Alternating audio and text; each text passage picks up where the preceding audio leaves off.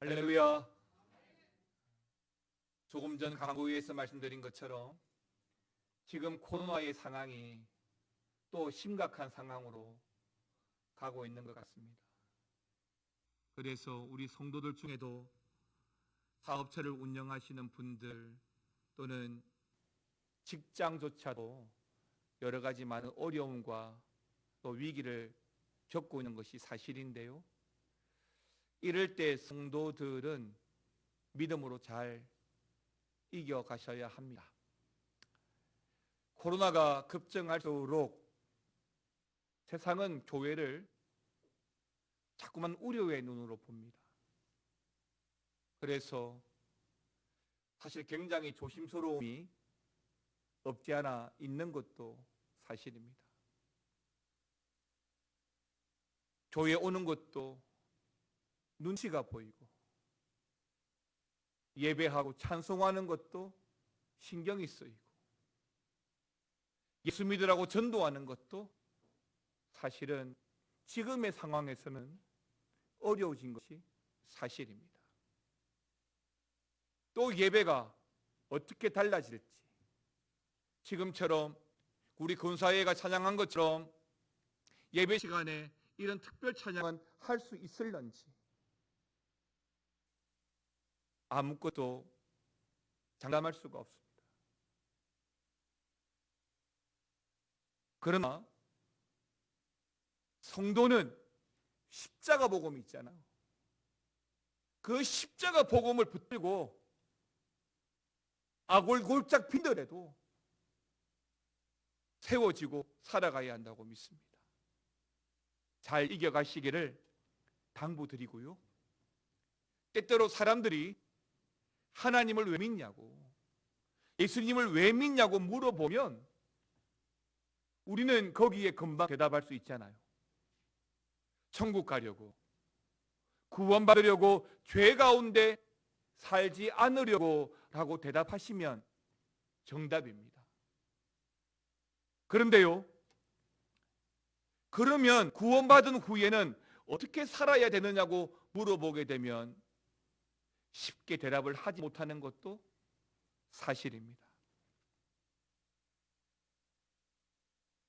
어떻게 살아가야 되느냐고 물을 때에 착하게 살면 되지, 나쁜 짓 안 하고 살면 되지, 혹은 그래도 신앙생활 좀 하신 분들은 하나님 말씀대로 살아야지 라고 대답을 합니다.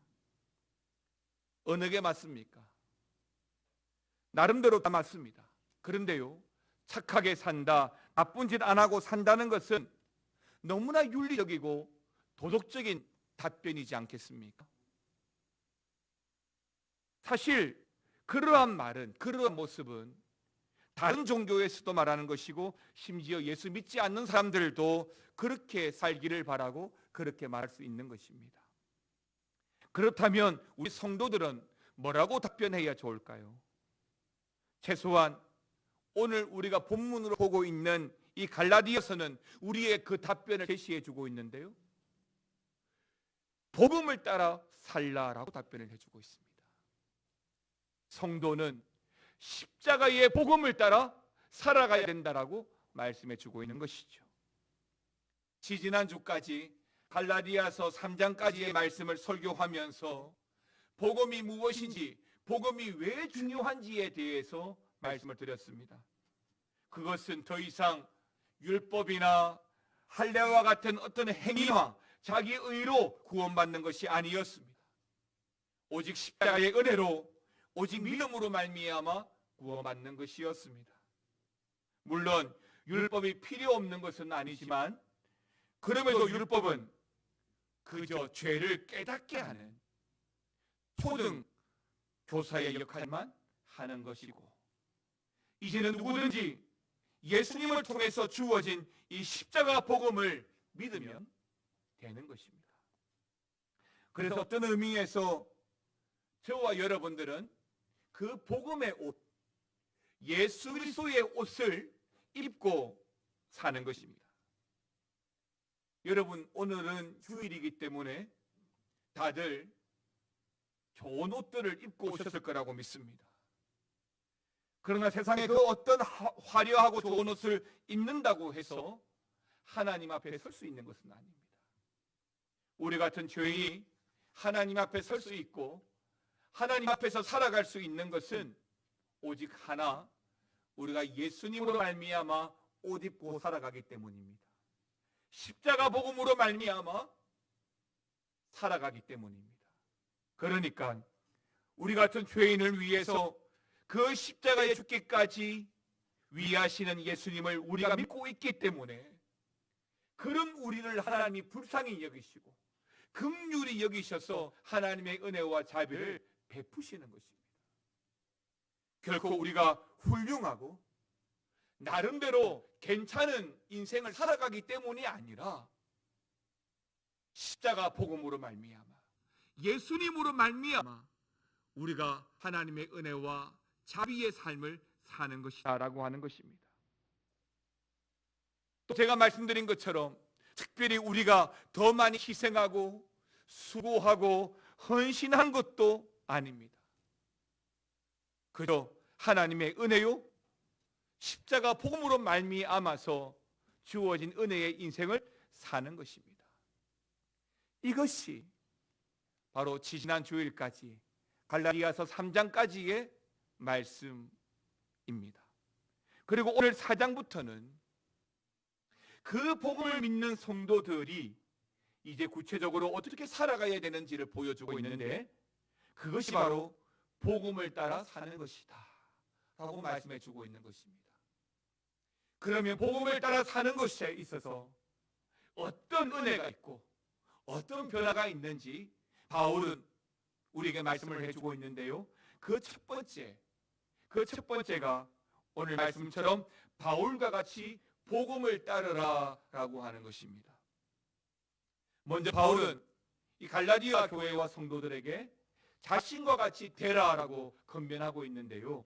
12절 말씀, 본문 12절 말씀을 같이 한번 읽어보겠습니다. 형제들아 내가 너희와 같이 되었은즉 너희도 나와 같이 되기를 간구하노라. 너희가 내게 해롭게 하지 아니하였노라. 아멘입니다. 바울은 갈라디아 교회 성도들을 향하여 뭐라고 이야기합니까? 너희는 나와 같이 되기를 원한다라고 했습니다. 저는 바울이 여기 이 12절 말씀에서 이렇게 말씀하는 것을 보고 깜짝 놀랐습니다. 왜냐하면 혹시 여러분들은 잘 모르겠습니다. 여러분들은 사람들에게 나를 본받으십시오 또는 저처럼 살면 됩니다 이렇게 말씀하시고 이렇게 말씀하실 자신이 있으십니까? 아마도 영안에서는 그렇게 말씀하기가 어려울 겁니다. 심지어 내 가족이고 내 자녀들에게조차도 이 아빠처럼 살아, 이 엄마처럼 살면 돼 라고 말하는 것도 쉽지 않을 겁니다. 어쩌면 대부분 너는 나처럼 살면 안 돼 라고 말할 수도 있겠지요. 그러나 바울은 오늘 12절 말씀을 통해서 너무도 당당하게 너희는 나처럼 되라, 나처럼 살아라 라고 말하고 있는데요.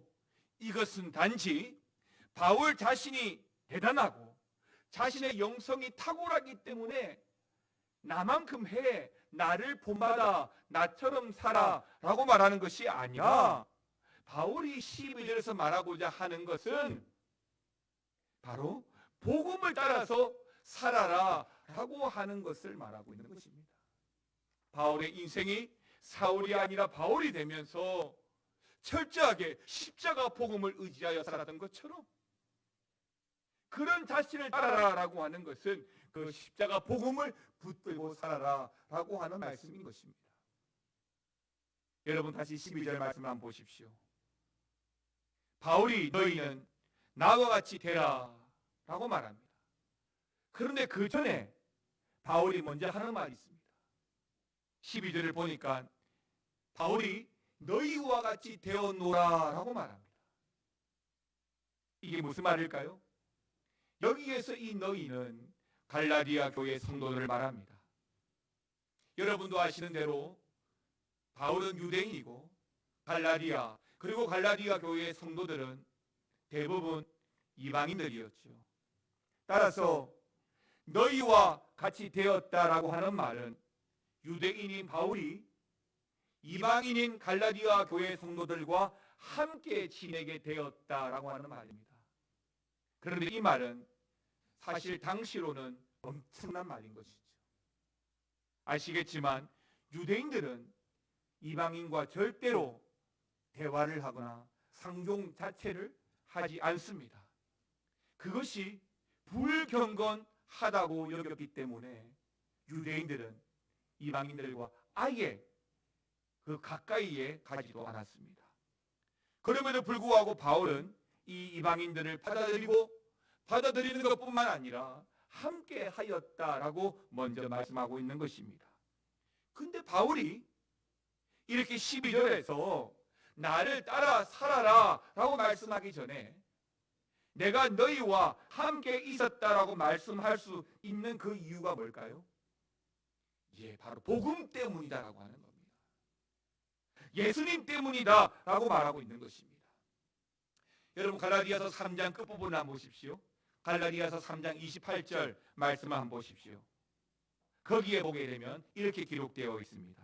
너희는 유대인이나 헬라인이나 종이나 자유인이나 남자나 여자나 다 그리스도 예수 안에서 하나이니라. 헬라인, 유대인, 종이나 자유인, 남자나 여자 다 예수 안에서 복음 안에서 하나고 그 복음 안에서 함께 살아갈 수 있다라고 하는 것입니다. 왜냐하면 예수님을 믿고 예수님을 영접하고 십자가 복음으로 말미암아 이제는 세상적인 모든 자랑거리들, 세상적인 모든 근심거리들을 다 십자가 앞에 내려놓았기 때문입니다. 때문에 민족이 어떻든 혈통이 어떻든 신분이 지위니 그런 외적인 것들을 다 십자가에 못 박고 내려놓았습니다. 이제 예수 믿고 함께 신앙생활하면서 세상적인 그런 자란 것들이 하나도 중요하지 않습니다. 초기에 서양 선교사님들을 통해서 한국에 복음이 들어왔을 때 희한한 일들이 참 많이 일어났습니다. 그 중에서 가장 희한한 일은 한 양갓집에 양반 주인도 예수를 믿고 그 집의 종도 예수를 믿었습니다. 분명히 신분의 차이가 분명했던 시대에 주인으로 섬기는 양반도 예수를 믿고 그 집에 종으로 섬기는 하인도 함께 예수를 믿었습니다. 그런데요, 그 종이 예수를 너무 잘 믿는 거예요. 그래서 교회에서 추천하고 신학교에 입학을 하고 목사님이 되었습니다. 놀라운 것은 그 주인, 그 양반도 자신의 종인데 그 목사님이 된 그 하인을 목사님으로 부르고 목사님으로 섬기게 되었습니다. 그리고 나중에는 그 주인 양반도 그 교회의 장로가 됩니다. 이것이 신분 고하와 혈통과 지위가 바로 십자가 안에서 복음 때문에 다 하나가 되는 은혜가 있는 줄 믿습니다. 사랑하는 성도 여러분, 우리나라가 한때 자랑했던 것 중에 우리나라는 단일 민족이다 라고 했습니다. 그런데 지금 현재를 보게 되면 우리나라도 더 이상 단일 민족은 아닌 것 같습니다. 이미 우리나라에도 수많은 외국인 근로자들이 들어와 있잖아요. 법무부 집계에 따르면 2018년도에 국내에 들어와 있는 외국인 근로자들의 수가 이미 100만 명이 넘어섰습니다. 그리고 외국인으로서 우리나라의 국적을 취득하려고 하는 사람들도 점점 늘어나고 있습니다. 그런데요, 외국인으로서 우리나라 국적을 취득했다고 해도 그분들을 보게 되면 가끔은 우리나라 사람 같아 보이지 않을 때가 있습니다. 아직은 쉽게 말하면 남의 나라 사람처럼 느낄 때가 많습니다. 왜 그렇습니까? 한국의 문화나 언어나 정치와 경제 등등에서 완전히 이해가 어렵고 또 힘들기 때문입니다. 분명히 국적은 우리나라 사람인데 실제로 함께 하다 보면 우리나라 사람이 맞는지 아닌지 잘 모르는 것입니다. 여러분 성경 말씀 한 구절 보겠습니다. 갈라디아서 2장 20절 말씀을 같이 한번 읽어보겠습니다. 같이 읽겠습니다. 내가 그리스도와 함께 십자가에 못 박혔나니 그런즉 이제는 내가 사는 것이 아니요 오직 내 안에 그리스도께서 사시는 것이라. 이제 내가 육체 가운데 사는 것은 나를 사랑하사 나를 위하여 자기 자신을 버리신 하나님의 아들을 믿는 믿음 안에서 사는 것이라. 아멘입니다. 여기 이 말씀에서 내가 그리스도와 함께 십자가에 못 박혔다라고 말씀합니다. 이 말씀처럼 십자가의 율법이나 우리의 자랑이나 우리의 지위나 우리의 외모나 학벌이나 우리가 자랑할 것들을 다 못 박아야 합니다. 이러한 것들을 못 박지 못하면 하나가 될 수 없습니다. 함께 할 수가 없습니다. 예수 안에서 진보니 보수니 지역이 어떠니 뭐하니 다 못 박아야 합니다. 예수를 만나기 전에는, 복음을 받아들이기 전에는 그러한 것들이 중요할 수 있습니다.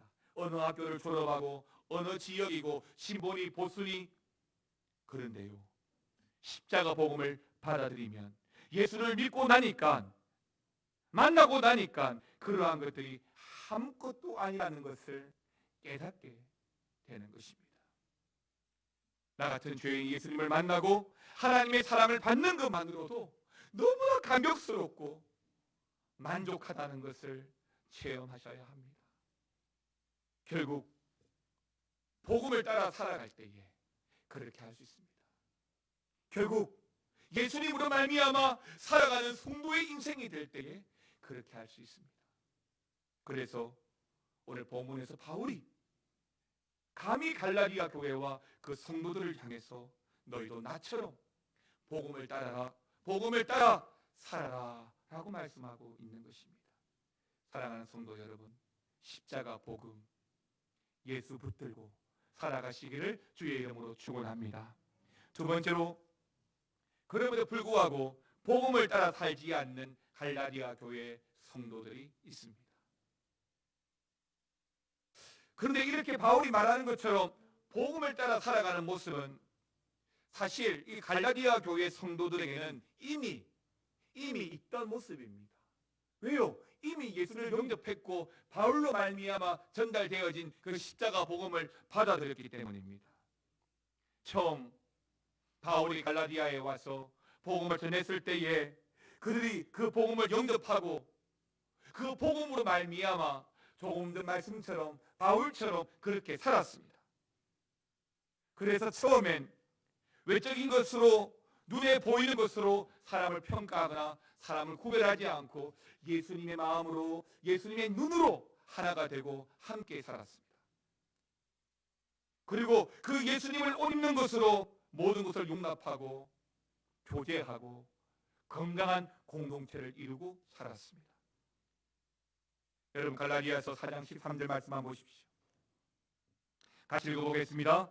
내가 처음에 육체의 약함으로 말미암아 너희에게 복음을 전한 것을 너희가 아는 바라. 자, 이 말씀은 바울이 어떤 이유로 갈라디아에 가고 갈라디아 교회에 복음을 전했는지를 기록하고 있습니다. 그러니까 바울이 갈라디아에 가게 된 이유, 갈라디아 교회에 복음을 전한 이유가 바울의 육체의 약함 때문이었다는 것입니다. 많은 학자들은 이 바울에게 육체의 약함, 즉 육체의 그 질병이 있는데 그 질병 때문에 이 갈라디아를 방문하였다가 갈라디아에 복음을 전했다라고 보고 있습니다. 그렇다면 이 바울에게는 어떤 질병이 있었을까요? 고린도후서 12장 7절에 보게 되면 육체의 가시가 있다라고 말하고 있는데, 어떤 학자들은 그 육체의 가시가 두통이나 간질이라고 보고, 또 어떤 학자들은 우리 어르신들이 많은 루마티스나 관절염의 일종을 보았습니다. 그런데 또 많은 학자들은 눈병이나 안질로 보았습니다. 사실 바울이 사울이었다가 바울이 되기 직전에 다메섹 도상에서 예수님을 만나지 않습니까? 예수님을 만나면서 제일 먼저 그 사울의 눈을 가려버렸습니다. 며칠 동안 며칠 동안 때문에 바울은 눈을 뜨지 못했습니다. 그래서 그 후유증으로 눈병이나 안질이 있는 곳으로 보고 있는 것입니다. 여러분 15절 끝을 한번 보십시오. 15절입니다. 같이 읽어보겠습니다. 너희의 복이 지금 어디 있느냐? 내가 너희에게 증언하노니 너희가 할 수만 있었더라면 너희의 눈이라도 빼어 나에게 주었으리라. 아멘입니다. 이 15절에서 너희가 할 수만 있다면 나를 위해서 너희의 눈이라도 빼줬을 것이다 라고 말합니다. 즉 바울이 처음 갈라디아 지역에 복음을 전하고 이 갈라디아 성도들이 처음 예수를 받아들이고 복음을 받아들임으로 말미암아 갈라디아 교회가 되었을 때는 바울이 안질로 힘들어할 때에 자신들의 눈을 빼주고 싶었을 정도로 바울을 아끼고 바울을 사랑했습니다. 하여간 분명한 사실은 바울이 큰 질병을 가진 사람이었다는 것입니다. 그런데 이것이 사실 복음을 전하는 전도자로서는 큰 약점이 되거나 핸디캡이 될 수도 있는 것이죠.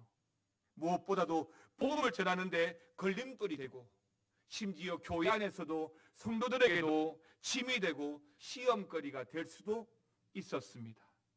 14절에 보게 되면 실제로 바울이 또 바울에게 있던 그 질병이 시험거리가 될 수 있었다라고 그렇게 말합니다.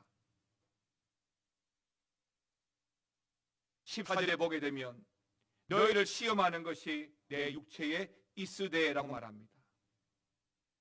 고대 사회에서는 육체의 질병이 종종 죄로 말미암아 악한 영으로 말미암아 주어진 것으로 보았습니다. 또는 하나님으로부터 벌을 받은 것으로 여기기도 하였습니다. 따라서 바울이 복음을 전하고 교회를 세우는 일이 자신의 그 약점, 육신이 약하다는 것이 큰 시험거리가 될 수 있었다는 것입니다. 성도들이 육체적 약점이 있는 바울 때문에 시험에 들 수 있었다는 것입니다. 보기에도 안 좋고 덕이 안 되고 은혜가 안 된다고 여길 수도 있는 것이지요. 어쩌면 때문에 바울에게 더 이상 사역하지 말고 집에서 요양하라고 했을지도 모릅니다. 그리고 기왕이면 건강하고 키도 크고 얼굴도 잘생기고 목소리도 좋고 말도 잘하고 카리스마도 있고 또 여러 은사도 있는 그런 리더와 지도자를 원했을 것입니다. 그러나 갈라디아 교회와 성도들은 그렇게 하지 않았습니다. 여러분 14절 중간을 한번 보십시오. 바울의 질병 때문에 바울을 무시하거나 바울을 버리지 않습니다. 또 아무도 바울의 그 약점 때문에 시험에 들지도 않았다라고 했습니다. 오히려 바울을 14절에 보니까 어떻게 여깁니까? 천사와 같이 대하고 예수님을 영접하듯이 이 바울을 영접하였다라고 했습니다. 심지어는요, 바울의 아픈 눈을 위해서 자기의 눈이라도 빼주고 싶다라고 할 정도였습니다. 어떻게 그럴 수 있을까요? 복음 때문에, 복음 때문에. 예수님 때문에 그렇게 주의 종인 바울을 섬기고 바울을 예수님처럼 천사처럼 대하였던 것입니다. 맞습니다. 복음을 깨닫고 복음을 따라 살아가니까 그렇게 할 수 있는 것입니다. 우리 교회도 부족하지만 저를 위해서 얼마나 많은 분들이 기도해 주시고 또 잘해 주시는지 모릅니다. 오늘 기도하신 우리 장로님도 저를 위해서 또 중보 기도해 주시고 여러분들도 그렇게 해주시는 것을 잘 알고 있습니다. 그 이유가 무엇입니까? 이 담임 목사인 제가 잘나서 그렇습니까? 아닙니다. 여러분들 예수님 때문에 복음 때문에 그렇게 할 수 있는 겁니다. 더 이상 육체의 눈으로 사람을 보지 말고 예수님의 눈으로 보니까 그럴 수 있는 겁니다. 그러나 그렇게 잘하던 그렇게 잘했던 갈라디아 교회가 갈라디아 교회 성도들이 오늘 바울이 다시 왔는데 15절처럼 되어버렸습니다. 15절 말씀 같이 읽어보겠습니다. 너희의 복이 지금 어디 있느냐? 내가 너희에게 증언하노니 너희가 할 수만 있었더라면 너희의 눈이라도 빼어 나에게 주었으리라. 15절에 처음에 뭐라고 말하고 있습니까? 너희의 복이 어디 있느냐라고 말합니다. 다시 말하면 그 예전에 그 복된 모습이 다 어디로 갔느냐 이 말입니다. 전에는 사람을 외모로 평가하거나 판단하지 않던 모습이 지금 바울의 허물과 약점에도 불구하고 서로를 예수님처럼 대하던 그 아름다운 복된 모습이 다 어디로 갔느냐는 것입니다. 그렇다면 갈라디아 교회가 왜 이렇게 되었을까요? 복음을 저버리고 율법을 따랐기 때문입니다. 제가 갈라디아서 3장까지 말씀을 드리면서 여러 번 말씀을 드렸지만 갈라디아 교회에 바울이 잠시 떠났을 때에 이 갈라디아 교회에는 유대인 그리스도인들이 들어왔습니다. 그런데 이런 거짓 교사들이 교회로 들어와서 율법을 전하였던 것입니다. 복음과 함께 율법적인 삶이 성도됨을 자랑하는 것이다 라고 말하였던 것입니다. 때문에 갈라디아 교회가 복음이 아니라 율법에 치중하고 있었기 때문입니다. 복음을 따르고 예수님을 따를 때는 바울의 허물과 약점을 다 덮어주었던 것이 율법만 남게 되었을 때는 오히려 바울의 약점과 허물을 덜추어내고 그것으로 바울을 비판하고 있는 것입니다. 그래서 바울을 예수님처럼 대하던 사람들이 이제는 16절처럼 바울을 원수같이 대하게 된 것입니다. 16절을 보십시오. 그런즉 내가 너희에게 참된 말을 함으로 원수가 되었느냐? 라고 묻고 있습니다. 여러분, 신앙생활을 참 은혜롭게 잘하시는 분들은, 꾸준히 자신의 영성을 잘 관리하시는 분들은 대화 중에 또 그 삶 속에 은혜와 감사가 끊어지지 않습니다. 날마다 겸손함으로 감사함으로 살아갑니다. 그런데 여러분 아셔야 될 것이 있습니다. 어느 순간 내 입에서 감사가 아니고 은혜가 아니고 찬송이 아니고 원망이 나오고 불평이 나오고 누굴 비판하고 판단하기 시작할 때는 내 안에 그 복음이 있는지 점검하십시오. 내 안에 예수가 있는지 확인하셔야 합니다. 10중 8구 그 짧은 순간이라도 여러분 안에 있는 예수님을 구속으로 몰아넣었을 것입니다. 여러분이 붙잡았던 그 십자가 복음을 저 아래층으로 내려놓았을 것입니다. 그렇게 되면 우리는 세상적으로 판단하고 비판하고 원망하고 불평하게 됩니다. 갈라디아 교회, 처음 갈라디아 교회는 바울이 난 그 복음으로 말미암아 예수님 때문에 은혜와 사랑이 충만하고 주의 종을 위하여 눈이라도 빼어주고 싶을 정도로 예수님처럼 천사처럼 대하던 그 교회가 복음이 없어지고 율법이 그 교회를 대변하게 될 때는 이제는 그 바울의 약점 꼬투리를 물어서 원수 아닌 원수가 되었다라고 하고 있습니다. 여러분, 사실 갈라디아 교회가 바울을 잘해주었던 그 처음에 때는 바울이 잘 나가는 때가 아니었습니다. 육체적으로 큰 질병이 있고 허물이 있던 때였죠. 그럼에도 불구하고 갈라디아 교회는 바울을 참 잘해주었습니다. 지극정성껏 바울을 잘 섬겨주었습니다. 그런데 여러분, 그게 결코 쉬운 일이 아니라는 것입니다. 그럼에도 불구하고 그런 처음 갈라디아 교회의 그 모습이 참된 교회의 모습이고 성도의 모습이어야 한다고 믿습니다. 보통 사람들은 사람의 어떤 탁월함이나 재능 때문에 잘 대접해 줍니다. 그러나 대접받을 만한 사람을 대접하는 것은 세상 사람도 세상도 얼마든지 잘할 수 있는 것입니다. 성도가 사람을 대접하는 방식은 달라야 한다고 믿습니다. 우리 안에 예수님이 있다면 비록 나를 실족할 만한 것이 상대방에게 있어도 그럼에도 예수님 때문에 복음 때문에 주님 대하듯이 귀중하게 상대방을 섬기고 대해준다면 그 속에 주의 은혜와 사랑을 경험하게 될 거라고 믿습니다. 그러나 안타깝게도 그러지 못하는 것이 사실 우리의 모습일 때가 많습니다. 세상 사람들처럼 똑같이 사람을 판단하고 사람을 볼 때가 많습니다. 세상 사람들이 말하는 것처럼 쉽게 판단하고 비난하고 원망하는 모습이 일어날 때가 있습니다. 그래서 요즘에는 교회 안에서도 교회에 대해서, 목사에 대해서 또는 직분자들에 대해서 그렇게 판단하고 말한다는 것을 여러분들을 통해서, 다른 교회를 통해서 보고 듣게 됩니다. 어제도 우리 전사님하고 나가서 식사를 하는데 한 8분 정도가 제 옆 테이블에서 식사를 하고 있었습니다. 물론 들으려고 들은 것은 아닌데 워낙 큰 소리로 대화를 하셔서 본의 아니게 듣게 되었습니다. 근데 대화 중에 집사님, 권사님 서로들 이렇게 호칭을 하시기에 그래도 제가 목사니까 예수 믿는 분들이 옆에 있어서 기분이 좋았습니다. 마음이 흐뭇했습니다. 그런데 갑자기 대화 중에 어떤 말들이 오고 가냐면 자기들이 목사를 교만하게 만들고 성도들이 목사를 죄짓게 만든다는 거예요. 그러면서 목사에 대해서 이러쿵 저러쿵 말하기 시작하는데 그 말을 듣는 내내 얼굴이 붉어지더라고요. 제가 목사니까요. 물론 한편으로는 그 말이 맞을 수도 있습니다. 그러면 그런 대중 음식점에서 남들이 듣도록 그렇게 판단하고 비난해야 할까요? 제가 목사로서 그런지는 몰라도 참 많이 당황이 되고 정말 안타까웠습니다.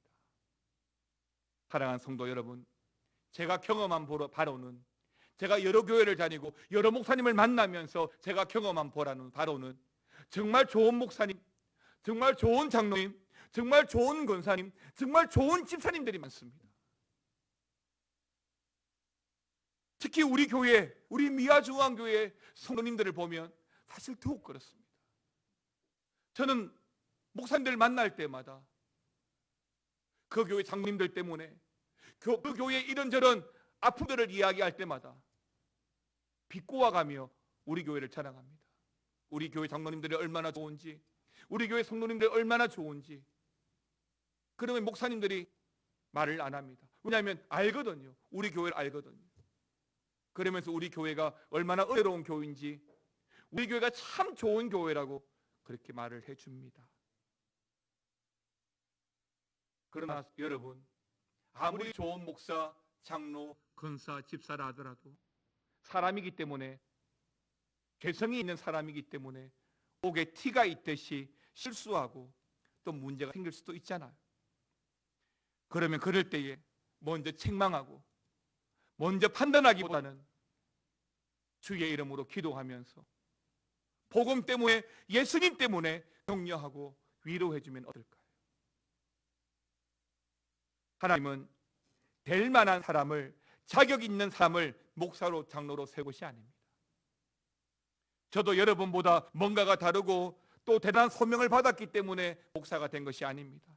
여전히 부족하고 허물도 많고 또 약하지만 하나님께서 약한 자를 들어서 강한 자를 부끄럽게 하시려고 못난 자를 통하여서 하나님 큰 은혜를 깊이 체험하게 하시는 것입니다.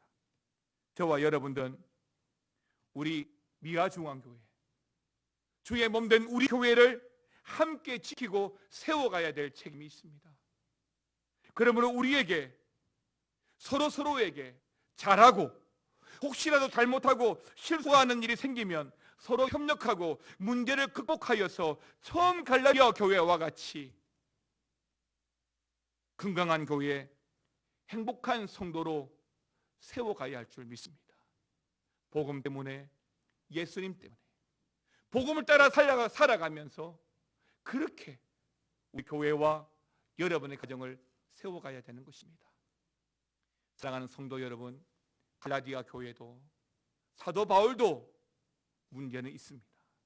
그러나 복음을 따라 살면 예수님 때문에 격려하게 되고 이해하게 되고 천사처럼, 예수님처럼 섬기게 되고 서로 마음 모아 협력하면서 건강한 교회로, 행복한 성도로 세워지게 되는 것입니다. 이번 한 주간에도 여러분 복음을 따라 살아가시기를 당부드립니다. 십자가 붙들고 살아가시면서 그 속에 주어지는 하나님의 은혜와 감동으로 이번 한 주간에도 승리하시기를 우리 주님의 이름으로 축원합니다. 함께 찬양을 드리겠습니다. 보혈 지나